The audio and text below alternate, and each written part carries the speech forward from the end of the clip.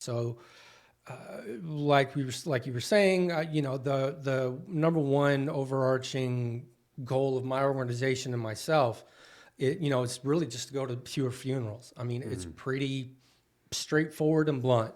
Now how you go about that, we can debate that. There's a lot of ways that we as an organization do that, but I do it most through, looking at the clinical data that we collected, when the clinicians were at our organization. So you guys actually go out and connect with the families once they've been impacted and collect data that way?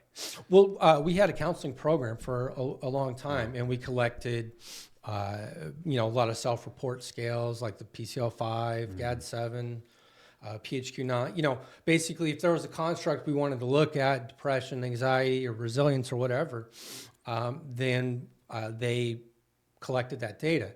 And I will say I really lucked out because before I even got there, she'd already set up the infrastructure of, all these different scales that they were using to sort of help their clinical practice. Yeah. Well, when I came around, it sort of begged the question, why don't we look at things in the aggregate and see if we can see any trends that the clinicians could use and target, when they're working with their clients.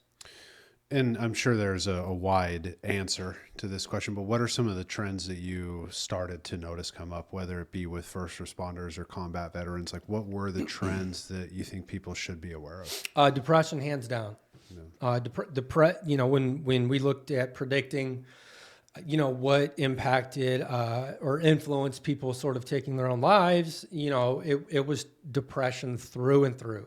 And we could see that within the first couple of weeks of just looking at the data. It may show up a little bit different for family members versus veterans, but within these trauma exposed populations, I mean, that's the common undercurrent.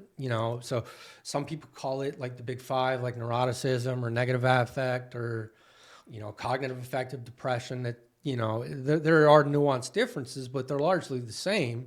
And, we were able to sort of isolate that pretty early on. And then that's what sort of, got us thinking about, well, how do we clinically intervene and how do we, what actionable things can we have, from the data? Yeah.